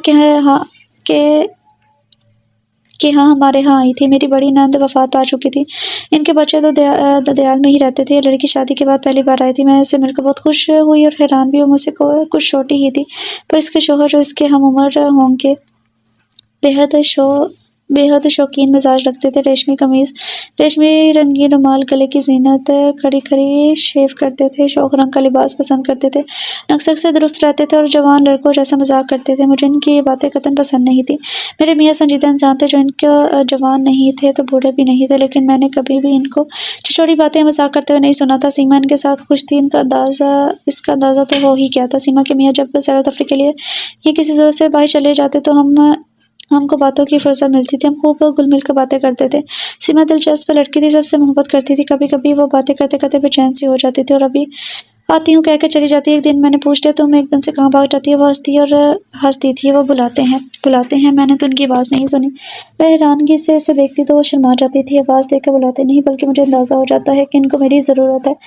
سیٹی بجاتے ہیں۔ اچھا، جس طرح کتے کو بلایا جاتا ہے۔ مجھے غصہ آنے لگا۔ نہیں، دراصل ان کی عادت ہے، جب بھی انہیں کسی چیز کی ضرورت ہوتی ہے اور وہ نہ ملے تو تلاش کے دوران سیٹی بجاتے رہتے ہیں۔ میں سمجھ جاتی ہوں اور جا کر چیز دے آتی ہوں۔ میں تعجب سے اسے دیکھتی رہی تھی۔ ایک دن ہم دونوں بیٹھے باتیں کر رہے تھے اور بے چینی سے ادھر ادھر دیکھنے لگی۔ اس کے میاں گئے ہوئے تھے۔ میں نے پوچھا، اب کیا بے چینی ہے؟ اب تو سیٹی بھی نہیں کی آواز بھی نہیں ہے، شاید وہ آ گئے ہیں۔ اس نے کہا تھا، نہیں تو ابھی تو نہیں آئے۔ دور سے قدموں کی چاپ آ رہی ہے۔ دور سے تو تم کیسے خبر کر لیتی ہو کہ تمہارے میاں کے قدموں کی آواز ہے؟ میں پہچانتی ہوں۔ وہ ہنسنے لگی تھی۔ جو چاپ کی آواز پہچانتی ہو؟ شوہر کی چاپ نہیں پہچانوں گی تو کس کی پہچانوں گی بھلا؟ وہ پھر سے زور سے ہنسی تھی۔ اسی وقت اس کے میاں کو اندر آتے دیکھ کر میں حیرت میں گم ہو گئی تھی۔ دنیا میں بھی کیسے کیسے عجوبے ہیں۔ میں تو محسن کی آواز بھی اتنی دور سے نہ پہچانوں، قدموں کی چاپ تو خیر ناممکن ہے۔ وہ اپنے شوہر کی دوسری بیوی تھی۔ انہوں نے پہلی بیوی کے انتقال کے سال بھر بعد ہی سیما سے شادی رچا لی تھی۔ ان کی پہلی بیوی کے 4 بیٹے تھے، ایک سیما کا بھی تھا جسے وہ اپنی ساس کے پاس چھوڑ آئی تھی۔ تم ان بچوں کو برداشت کیسے کرتی ہو؟ میں نے پوچھا تھا۔ جیسے آپ کرتی ہیں، میں تو نہیں کرتی، میں نے صاف صفائی سے کہا۔ مجبور ہوں، کوئی دوسرا راستہ نظر نہیں آتا۔ تب آپ کو ماموں سے محبت نہیں اور آپ میں مروت و لحاظ کی بھی کمی ہے۔ وہ سادگی سے سچ بولی تھی۔ میں اسے دیکھتی رہی۔ وہ میرے گلے میں باہیں ڈال کے معافی مانگنے لگی تھی۔ دراصل تمہارے لیے کوئی کالج کا چھوکرا مناسب رہتا۔ میں نے منہ بنایا تھا۔ کالج کے چھوکروں کا کیا بھروسہ ممانی جان، عشق لڑانے میں ان کو مہارت ہوتی ہے، میں تو عمر بھر روتی رہتی۔ نوجوان شوہر سے بڑی عمر کا شوہر بہتر رہتا ہے۔ آپ خود ہی تجربے کار ہیں۔ بیوی کو خوش رکھتا ہے، اس کی حفاظت کرتا ہے۔ دراصل ہمیں تو حفاظت کی ہی خواہش ہوتی ہے، اور جب ہر دم درکار رہے کہ جوان مرد جانے کس کی زلفوں کا اسیر ہے تو زندگی دشوار ہو جاتی ہے۔ سیما سمجھدار بھی تھی اور سمجھوتوں کی قائل بھی تھی۔ مجھے دور اندیشی نظر نہیں آتی تھی، مگر تم کو اپنے شوہر پسند آ گئے تھے۔ جب پہلی بار تم نے انہیں دیکھا تھا تو کیسا لگا تھا؟ دل میں کہتی ہوگی کیسے بوڑھے سے قسمت پھوٹی ہے۔ میں نے مذاق میں بات ٹالنی چاہی۔ وہ رنجیدہ ہو گئی تھی اور برا مان کے بولی، بوڑھے کیوں ہوتے؟ اور مجھے تو پہلے ہی معلوم تھا، ہماری گلی میں ہی ان کا مکان ہے۔ ان کی بیوی کو میں جانتی تھی، جانتے پوچھتے تم نے؟ میں افسوس کے عالم میں سے دیکھنے لگی۔ بس میری قسمت ان کے ساتھ بندھی تھی اور صبح شکر کی بندھی تھی۔ تو تم کو ان کے بچوں سے لگاؤ کیسے ہوا؟ میرے سوال پہ وہ پھر ہنسنے لگی تھی۔ میں انسان ہوں اور ایک عورت ہوں مامانی جان۔ اللہ میاں نے عورت کو بڑا وسیع دل اور پاکیزہ جذبات عطا کی ہیں، اس دماغ کا رتبہ دیا ہے جو سب سے افضل ہے۔ میں خود بچہ پیدا کرنے سے پہلے ہی ماں بنا دی گئی تھی تو میری خوشی کی انتہا نہ رہی۔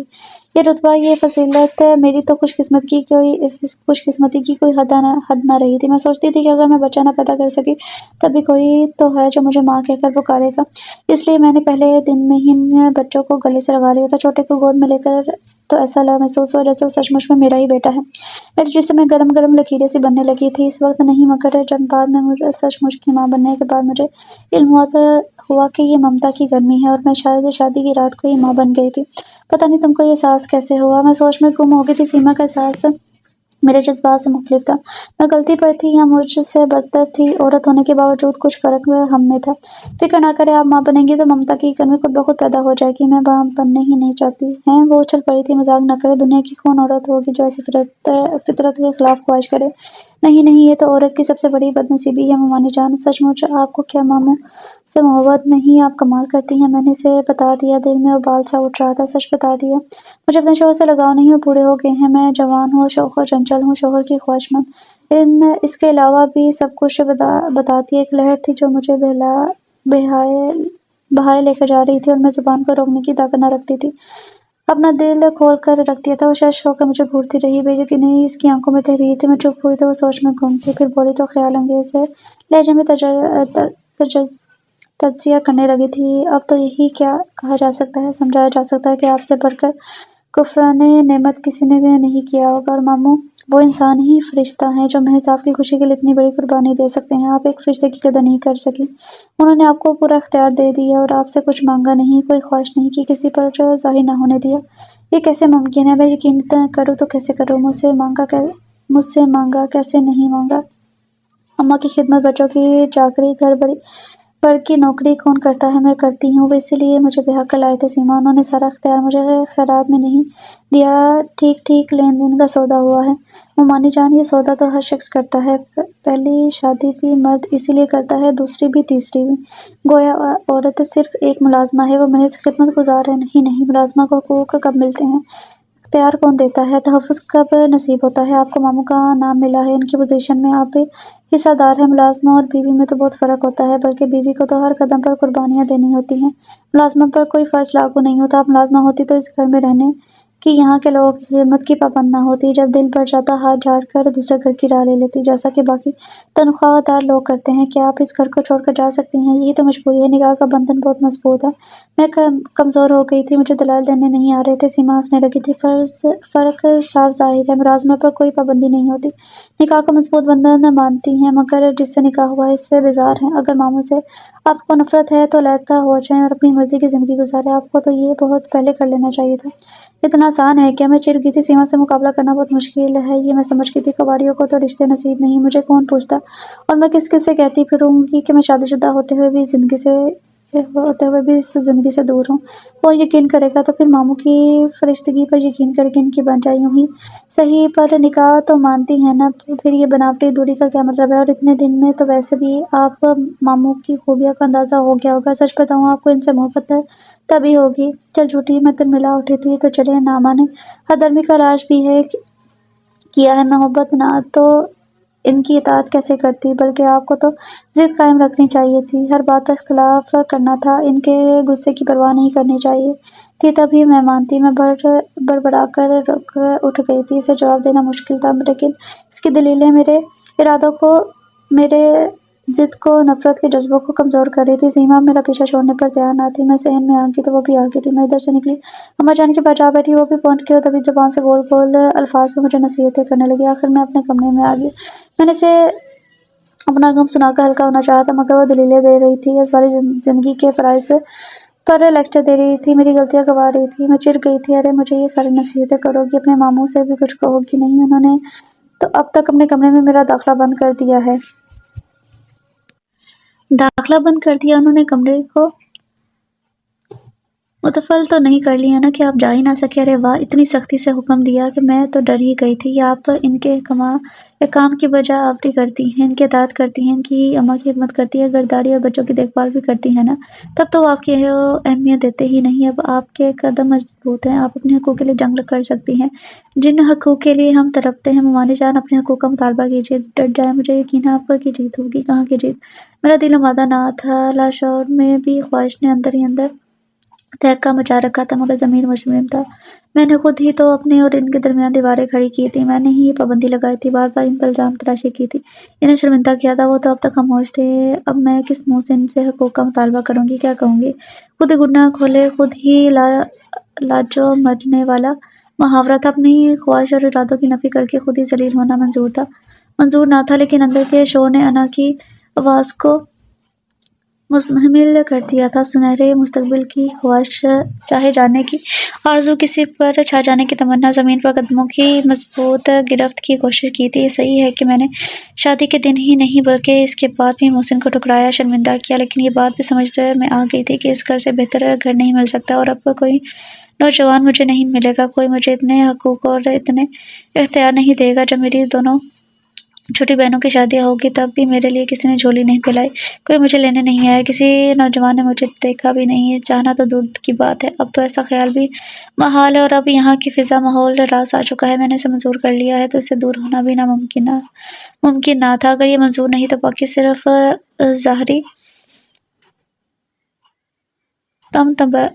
تمترات ہی رہ جاتی ہے، جس کا بھرم کسی طرح قائم تھا، مگر جس کا پول کسی بھی دن کھل سکتا تھا۔ ذہنی کیفیت بدل رہی تھی اور ضد کی دیوار میں شگاف پڑ چکے تھے۔ میں ان کے رویے اور حسن سلوک سے تسخیر ہو رہی تھی، اور گھر کے حالات اور ماحول میں تخلیل ہو رہی تھی، ہر رام اور خوش نصیب عورت کی طرح، مگر میں خوش نصیب نہ تھی۔ میں خود میں ایک کھوکھلا پن محسوس کرنے لگی تھی، جیسے میری ضد، میری انا، میرا وقار محض دکھاوا اور بناوٹی چھوٹی جھوٹی نمائش۔ اندر سے میں ایک ستم رسیدہ عورت تھی، خواہشوں کی ماری، چاہت کی تمنائیں۔ اس روز دوپہر کو کمرہ بند کر کے لیٹی تو ایک منٹ کو بھی نہیں سوئی تھی، صرف روتی ہی رہی بلا وجہ، بے سبب۔ نہ سومی نے شور کیا تھا، نہ ہی بچوں نے ادم بھرے کھیل کھیلے تھے، نہ ہی محسن نے کوئی کلمہ زبان سے نکالا تھا، مگر پھر بھی دل دکھ رہا تھا، پتہ نہیں کیا ہو رہا تھا۔ اپنی شکست نظر آ رہی تھی، بہت پست ہو گئی تھی، شاید میرے نظریے بے جان تھے، بے بنیاد تھے۔ میں عورت تھی جس کی آرزو محض گھر کی حدود کو پرامن بنانا ہوتا ہے، جس کا سفر میکے سے سسرال اور جس کی منزل شوہر کا دل ہے۔ محبوب پہلے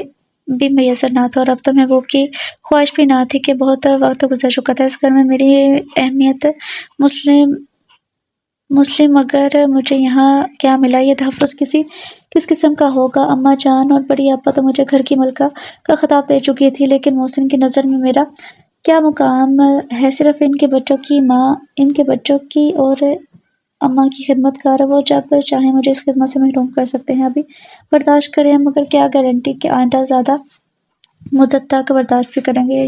جو ہی بچے بڑے ہوئے، اماں جان عمر کی منزل پار کر گی، میرا کیا مقام ہوگا؟ کسی کو میری ضرورت ہی نہیں ہوگی، میں ایک فالتو اور بے مصروف چیز ہو کر کسی نظروں میں وہ وقار حاصل نہ کر سکوں گی۔ بے حیثیت خدمت گار، تفکرات، اندیشے، بے بسی نے مجھے ہر سمت نظر دوڑانے پر مجبور کر دیا تھا اور چار جانب اندھیرا ہی اندھیرا نظر آ رہا تھا۔ شام کو سمی اپنے شوہر کے ساتھ کہیں گئی ہوئی تھی، مجھے کمزوری محسوس ہو رہی تھی، بدن ٹوٹ رہا تھا، شاید بخار آنے والا تھا۔ سوچ کر سر میں درد ہو رہا تھا۔ میں اپنے کمرے میں جا کر لیٹ گئی، بے چینی نے یہاں بھی پیچھا نہ چھوڑا، لیکن میرے پاس مسائل کا کوئی حل نہ تھا۔ آنکھیں بندے چپ چاپ لیٹی رہی، آنسو بلا ارادہ ہی نکل آئے تھے، خود بخود بہہ کر تکیے میں جذب ہو رہے۔ کسی نے دکھ نہیں دیا تھا، مگر درد دل نے بےقرار کر دیا تھا۔ اپنی بے بسی اور انتہائی کی ہیبتناک نے خوف زدہ کر دیا تھا۔ جی چاہا چیخیں ماروں، مگر کوشش اور ضبط سے سسکیوں کو روکا۔ حلق خشک ہو رہا تھا، پانی پینے کے لیے بھی اٹھا نہیں گیا۔ اس گھر میں کون تھا جو ہمدردی کرتا؟ میں نے کسی کے ساتھ کب ہمدردی کی تھی جو کوئی میرے ساتھ ہمدردی کرتا؟ اکیلی تنہا میں تھی اور کمرے کی سرد تاریک فضا آنکھیں دوپٹے سے خشک کر کے لمبی آ بڑھ کر گھر پر بدلی۔ کاش کوئی میرا بھی ہوتا، میری تنہائی کو دور کرتا، میرے آنسو پوچھتا، میری دلجوئی کرتا، مگر ایسا کون تھا؟ میں نے بستر پر ہاتھ مارا، یہاں سے وہاں تک بستر ٹھنڈا اور کسی وجود سے خالی، میرے گود کی طرح دل میں ابال سا اٹھا تھا، گرم لہریں وجود میں ہلچل مچا رہی تھی، مجھے کسی نرم گرم وجود کی ضرورت محسوس ہو رہی تھی۔ ننھے منھے بازو کی حرارت میرے چہرے اور گردن کو سنسنی پہنچانے لگی، تسکین کے سانس نے خشک تجربہ عطا کیا تھا۔ بے اختیار میرا ہاتھ گردن اور چہرے کی طرف ہٹا، میں جانتی تھی یہ وہم ہے، میرا بستر کسی وجود سے خالی ہے، میری گود اس حرارت سے محروم ہے، اور بستر کی طرح میرا ہاتھ کسی گرم ننھے سے ہاتھ سے نہیں ٹکرائے گا۔ میں مایوس ہو کر شاید چیخ اٹھوں گی۔ میرے اندر کی سوئی ہوئی عورت بیدار ہو رہی تھی، ہاتھ گردن پر رکھ کر چہرے کو چھونے کی کوشش کری تو حیرت اور سنسنی کا جھٹکا لگا تھا۔ نہیں، میرا ہاتھ گردن سے نہیں، چہرے پر نہیں، دو ننھے ہاتھوں سے ٹکرایا تھا۔ گردن جھٹکے سے اٹھا کر میں نے سر رانے کی طرف دیکھا، میرے چہرے پر نعمان کا ہاتھ تھا۔ گرد و پیش کے ہوش یکجا کر کے میں اسے دیکھنے لگی۔ نعمان دوسرے ہاتھ میں پانی کا گلاس تھامے کھڑا تھا، میرے بیٹھتے ہی اس نے گلاس آگے بڑھا دیا، پانی پی کر سینے کی جلن کو مٹایا۔ ہلکی خشکی دور ہو گئی تھی، لیکن جلن کچھ اور بڑھ گئی تھی۔ محرومی کی جلن۔ آپ کو بخار ہے آنٹی؟ نعمان نے اپنی معصوم آواز میں پوچھا تھا۔ میں حیرت کے سناٹوں میں گم تھی۔ دادی ماں نے کہا تھا آپ کو بخار ہے؟ نعمان نے نظر جھکا کر کہا، آپ کے سر میں درد ہوگا اس لیے میں آ گیا۔ آپ رو رہی تھی، میں تو بخار دیکھ رہا تھا۔ تم سے کس نے کہا کہ مجھے پیاس لگی ہے؟ اس نے بھیگی آواز میں پوچھا تھا۔ آپ رو رہی تھی نا؟ ابا کہتے ہیں جب امی روئیں تو ان کو پانی پلایا کرو، اس سے ٹھنڈک پڑتی ہے۔ ابا کو کیا معلوم؟ میں نے بتایا تھا کہ آپ روتی ہیں۔ آپ کو بہت درد ہوتا ہے آنٹی؟ آپ کمرہ کھلا ہوا تھا تو میں پانی لے کر آ گیا۔ میں بخار والی دوا لے کر آؤں؟ آپ روئیے گا نہیں؟ ابھی بوا کے ساتھ جا کر ڈاکٹر سے دوائی لے کر آتے ہیں۔ اچانک مجھے لگا کہ میں اب اکیلی نہیں، میں نے خواہ کسی سے زیادتی کی ہو نہ کی ہو، مگر قدرت نے میرے ہمدرد کو میرے سامنے لا کر کھڑا کیا تھا۔ سومی تم یہیں ٹھہرنا، امی کا سر دبانا، اچھا شور نہ کرنا۔ نعمان نے سومی پر حکم چلایا۔ سومی اچانک اچک کر بستر پر بیٹھ گئی تھی، بولی میں تو کہیں نہیں جاتی، یہیں رہوں گی۔ تم جاؤ بھیا، جلدی سے دوا لاؤ نا، میں امی کا دل بہلاتی ہوں، کہانی سناؤں گی کوے اور مینا کی۔ میرے دل میں اٹھنے والی گرم اور تیز لہر کیا ममता की थी। मेरे अंदर की औरत बेदार हुई और इसकी ममता भी। मालूम नहीं क्यों कि एकदम से ज़हन में ख़्याल आ गया था, नन्हे हाथों की हरारत, मासूम लम्स, ये तन्हाई के खौफ से निजात का एहसास, ममता की बेदारी। मैंने सौमी को देखा, वो मेरी खामोशी से कुछ डर गई थी, आंखें खोले मुंतज़िर नज़रों से मेरी जानिब तक रही थी। मैंने हाथ बढ़ाया तो उसने पेशकदमी नहीं की, टक कर देखती रही थी। नुमान जा चुका था, हम दोनों कमरे के सन्नाटे में तन्हा थे, अपनी अपनी जगह तन्हा। ममता ने मुझसे सब्र व ज़ब्त भी छीन लिया था। मैं बेताबी से इसकी जानिब लिपकी, शायद कमरे की तारीकी थी या इसके शऊर में छुपा खौफ वो भी किसी समझौते के काबिल ना थी। तेज़ी से पलंग से उतर कर दरवाज़े की तरफ भागी। मैं इसके पीछे दौड़ी, वो दरवाज़े से टकराई, गिरी, मगर मैंने इसे अपनी प्यासी बाहों में पकड़ लिया था। तरसी हुआ गोश्त में दबोच कर वापस पलंग की सिमत बढ़ी थी। सूफी का खौफ अभी तक बाकी था। हस्बे मामूल उसने एक तेज़ चीख मारी और हस्बे मामूल बाहर से बुआ ने शोर करना शुरू कर दिया। अरे अरे देखो, छोटी बीबी कहाँ है, गिर गई है, रो रही है। ये नौमी भैया कहाँ गए हैं, बहन का ख्याल नहीं रखते। अरे तुम ही देख लो, या अल्लाह, खैर कहीं दुल्हन ने पीड़ न से मारा हो। चलो देखो, खून वून तो नहीं निकल रहा। मैं इसे सीने से चिपकाए कमरे के वस्त में खड़ी थी और मेरा रवा रवा सूदगी से किसार में था। सरगोशी, सरशारी, शराबी क्या कैफियत थी। अजल की प्यास बुझ रही थी। इसके चेहरे पर मेरे होंठ बेताबी से बोसों की बारिश कर रहे थे और आंखें बरस रही थी। वो हंसी से बेताब होकर मचल रही थी। मुझे भी हंसी आ रही थी। एक नया तजर्बा था, अनोखी लज्जत और दिलकशी का एहसास। खुशकन सा हरारत मेरे जिस्म में दौड़ती फिर रही थी। रोशनी की किरणों ने अंदर कदम रखे।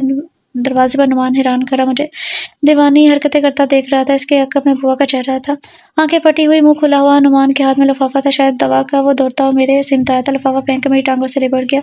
मैं घुटनों के बल जमीन पर बैठ गई। दोनों बच्चों की खुशी की चीखें मेरे कान में फाड़ रही थी, लेकिन मैं आजनी के अंदाज में नहीं कि हम आवाज़ों के इस रफ्तार से चीखना चाह रही थी। खुशी की ज़्यादती ने आवाज़ों की रफ्तार में इजाफा कर दिया था। हम बड़ी आज़ादी से जश्न मना रहे थे। तभी बुआ ने अंदर झांकते हुए मेहमानों की आमद की इत्तला दी थी। हमारे कमरे की कुलपुली सी मच गई थी। मेरे कपड़े और हुलिया मेहमानों के सामने जाने के काबिल ना था। मैं बाथरूम में जल्दी जल्दी मुंह हाथ धोने लगी। नुमान ने एक एक करके अलमारी से इस्त्री शुदा कपड़े निकाले। सौमी जल्दी से चप्पल ले आई। मैंने तेजी से लिबास तब्दील किया, बाल दुरुस्त किए और ड्राइंग रूम में दाखिल हुई तो चंद अजनबी चेहरे देखकर ठठक गई थी। मोहसिन मेरा बहुत अजीज दोस्त है। एक साहब ने आगे बढ़कर सलाम करते हुए मुझसे कहा था, ये शबो साहब हैं, बहुत तीखे नक्श वाले खुश वाजा चेहरे की मालिक लड़की ने कहा था। मेरी वाइफ है, शबो साहब ने खास कराना अंदाज में कहा था। दरअसल मैं मोहसिन से मिलने और एक गलतफहमी का इजाला करने चला आया। उन्होंने मुजरिमाना शर्मसारी से कहा था। मैं इनको देखती रही, वो काफी परेशान थे, बार बार होंठों पर जुबान फेरते हुए जूतों की नोक से जमीन को कुरेदने और गर्दन इधर उधर घुमा रहे थे। दरअसल इनकी बेगम ने शरीर मुस्कुराहट से चेहरा सजाकर कहा था, सिर्फ इतना ही कहना चाहते हैं कि मोहसिन भाई इनकी खानसा माँ वाली ये तजवीज़ पर इन्हिसार ना करे, बल्कि बीवी की ज़रूरत को अहम जाने। मेरा ख्याल है वो होंठों पर अक्सर जुबान फेरते हुए बोले थे, आप मोहसिन तक मेरा ये बयान आसानी तक पहुंचा सकती हैं, क्योंकि इनका ख्याल है कि बीवी की मुखालफत और खानसा माँ की हिमायत में ये इस कदर पुरजोश थे कि मोहसिन को तकरीबन अपना हमनवा बना लिया था। अब मैं आ गई हूँ ना, मुस्कुराते हुए चेहरे वाली बेगम ने शौकी से इनको देखकर कहा था, और अब ये बीवी की अहमियत को समझ गए हैं। दरअसल खानसा माँ की मौजूदगी में ये अधूरापन महसूस करते थे, लेकिन मोहसिन भाई पर इसार नहीं करते थे। हकीकत में इनका ख्याल है कि अब मेरे वापस आने के बाद इनकी तकमील हुई है। आप वो खुद वापस आ गई थी? मैंने झिझकते हुए सवाल किया था। खुद ही आना पड़ा। अपने हकूक़ का मुतालबा और हिफाजत औरत को खुद ही करनी पड़ती है, ऐसे मर्द की भी की ज़रूरत तो नहीं, और मुतालबे में शर्म की कोई बात नहीं है। अपना हक हम खुद ही नहीं लेंगे तो कोई हमारी मदद नहीं आएगा। बस ये सोच कर मैं दिन-दनाती हुई अपने घर पहुंची और फिर अपने घर की हालत देखकर बसौरती अपने बेडरूम में गई, जहाँ ये एक सोफे पर औंधे मुँह पड़े थे, क्योंकि बिस्तर मैले या बगैर धुले कपड़ों से हटा पड़ा था। तो मैंने बड़ी सख्ती से कहा, सुनिए शबो साहब, मुझे मेरा हक चाहिए। इस रात जब मोहसिन मेरे कमरे में आए तो उन्होंने हैरानगी से देखा कि इनकी बेगम इनके बेड पर कमर से तकिया लगाए मुस्कुराती बैठी। इनके दाएं बाएं नुमान और सौमी पुरजमान थे। बीवी को अपने बेडरूम में अपने बेड पर बैठा देखकर मोहसिन का हल्का कड़वा हो गया था। इस शादी से इनको कोफत के सिवा कुछ भी हासिल न हुआ था। समझते थे कि इनकी शराफत, नेकी और हमदर्दाना रवैये से मुल्क ऊब हो जाएगी, मगर इसने कभी इनकी कोई बात नहीं मानी थी। जब जरा सख्त लहजे में बात करते तो कुछ मरूब हो जाती। इसे बच्चों से नफरत थी। खुद मोहसिन से बेजारी का इज़हार करती, मगर वो शरीफ आदमी थे। वो घर संभालती थी, अम्मा की खिदमत करती थी और इनकी सख्ती की वजह से बच्चों के काम भी करने लगी, मगर मोहब्बत या ममता का अंसर ना था। इसकी फितरत में वो इससे बेजार रहने लगे थे और बहुत संजीदगी से किसी हल की तलाश में थे। अपने कमरे में अपने बेड पर देखकर इनकी भूमें तनकी थी। तुम यहाँ क्या कर रही हो? मैंने मना किया था, भूल के वो कदरे ऊंची आवाज़ में बोले थे। और बोलो, क्या हक है? मैं नहीं मानता, तुम्हें शर्म नहीं आती? मान जाए ना। नुमान ने संजीदगी से कहा था। पहले शबो भी नहीं मानते थे, मगर अब वो कहते हैं कि बीवी के जाने के बाद वो अधूरे रह गए थे। अधूरे यानी आधे। जी, सौम्य मीना की तरह चहकी। آدھے جیسے لکڑی کے 2 ٹکڑے کر دو وہ آدھی ہوتی ہے، اور ان کی بیوی نے خود کہا ہے کہ عورت کو اپنا حق خود لینا چاہیے۔ نعمان نے کہا تم دونوں چپ رہو، مجھے خود بھی کچھ بولنے دو۔ ان کی بیوی نے بچوں سے کہا تھا۔ محسن کی حیرت بڑھ گئی تھی، بچے اس عورت کی ترجمانی کر رہے تھے جو ان سے نفرت کرتی تھی، مارتی تھی، اور جس کے کرب سے بچ کر وہ محسن کی پناہ میں آتے تھے۔ آج اسی عورت کی پناہ میں بیٹھے، یہ کیسا انقلاب ہے؟ انہیں یہ تبدیلی اچھی نہیں لگی تھی۔ جب وہ چاہتے تھے کہ بچوں کو ماں کا پیار ملے، تب اس نے اپنی نفرت کا اظہار کیا۔ اب محسن اپنے بچوں کی طرف خود متوجہ ہو گئے، پوری شفقت دینے لگے تو بچوں کے ساتھ ان کے کمرے میں آ کر بیٹھ گئے۔ پتہ نہیں اس نے کس طرح نعمان اور سومی کو اپنا بنا لیا۔ یہ معاملہ حل ہونا چاہیے تھا۔ مجھے تم سے بیزاری ہے، میرے بچوں سے نفرت۔ تمہیں مجھ سے بیزاری ہے، میرے بچوں سے نفرت۔ تم محض والدین کے فیصلوں کا بھرم رکھنے کے لیے میرے گھر رہتی ہو۔ میں نے تم سے کوئی واسطہ نہیں رکھا، کبھی اپنے لیے ظالم جابر کا خطاب نہ سننا پڑے۔ اب تم کیا چاہتی ہو؟ محسن نے فیصلہ کن لہجے میں پوچھا تھا۔ توقع تھی وہ حسب سابقہ بے باکی سے جواب دے گی، لیکن اس کی آنکھیں ڈبڈبا گئی تھیں، ہونٹ کانپنے لگے تھے۔ اس نے سسکی لی اور پھر درد بھرے لہجے میں کہا تھا میں معافی چاہتی ہوں۔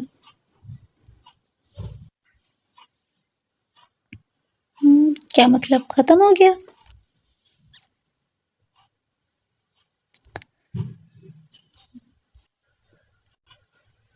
سر ایڈیٹر سے تھا ناول ختم ہو گیا، مجھے لگا کہ آگے ہوگا، لیکن یہ تو یہاں پہ ختم ہو گیا ہے۔ تو مجھے لگتا ہے کہ آگے تھوڑا دکھانا چاہیے تھا۔ ویسے اس میں جو لڑکی دکھائی ہوئی ہے وہ اگر میں دیکھوں تو وہ سراسر غلط ہے۔ مطلب اگر اس کی شادی ہوئی ہے تو ظاہر سی بات ہے اس کے ماں باپ نے اس کی شادی کی ہے، تو آگے جس کے ساتھ شادی ہو رہی ہے اس نے تو زبردستی نہیں کی نا کہ میرے گھر میں آ کر زبردستی تم لوگ رشتہ دیکھا۔ اگر وہ چاہتے تو انکار بھی کر سکتے تھے، لیکن اس کے ماں باپ نے شادی کر دی اور آ کے غصہ پھر اپنے شوہر پہ نکالنا، یہ تو سراسر زیادتی ہے نا، کیونکہ شادی تو تمہارے ماں باپ نے کی ہے، غصہ تو تمہیں ماں باپ پہ نکالنا چاہیے۔ ماں باپ کو کچھ نہیں کہہ رہی، اس کے سامنے خوش ہونے کی بھی بھرپور اداکاری کر رہی ہے جنہوں نے یہ رشتہ کیا، اور جس کا کوئی قصور نہیں ہے اس کے سامنے جو ہے وہ تم اس طرح کر رہی ہو۔ اور جب ویسے یہ چیز بھی ہے کہ ستیلی ماں آتی ہے، بچوں کو سنبھالنا بہت مشکل ہوتا ہے، لیکن جب تم آتے ہی ان کو مارنا شروع کر دو گی تو ظاہری سی بات ہے سب نے تمہیں برا بھلا کہنا ہے۔ پہلے مجھے اس میں یہ چیز اس کی اچھی لگی ہے محسن کی، جب اس نے یہ کہا کہ اگر تم اس سے ماں بن کے ماں کا احساس نہیں دلا سکتی، ماں کی محبت نہیں دے سکتی، تو تمہیں کوئی حق نہیں ہے کہ تم ان پر مار پیٹ بھی کرو، کیونکہ یہ حق صرف ماں کو ہی حاصل ہوتا ہے۔ اگر ماں مارتی پیٹتی ہے، مارتی ہے، بچوں کو ڈانٹتی ہے تو وہ پیار بھی کرتی ہے، تو اگر تم پیار نہیں کرتی، ان کا احساس نہیں کرتی، تو مارنے کا بھی کوئی حق نہیں ہے۔ باقی ناول کیسا تھا؟ مجھے لگتا ہے کہ لاسٹ پہ تھوڑا بہت تو دکھانا چاہیے تھا نا، بالکل ہی ایک لائن پہ آ کے ختم کر دیا، مزید آگے ہونا چاہیے تھا۔ باقی آپ لوگ بتائیے کہ آپ لوگوں کو ناول کیسا لگا؟ اگر اچھا لگا ہے تو لائک کرے، شیئر کرے، اور ویڈیو کو بھی لائک کیجیے گا۔ ایک تو ورڈ اس کے کمنٹ میں بھی لازمی لکھا کریں، کچھ بھی لکھ دیا کریں، اور جس نے چینل کو سبسکرائب نہیں کیا جلدی سے سبسکرائب بھی کر لیں۔ ملتے ہیں کل نیو ناول کے ساتھ، تب تک اپنا خیال رکھیں، خوش رہیں، اللہ حافظ۔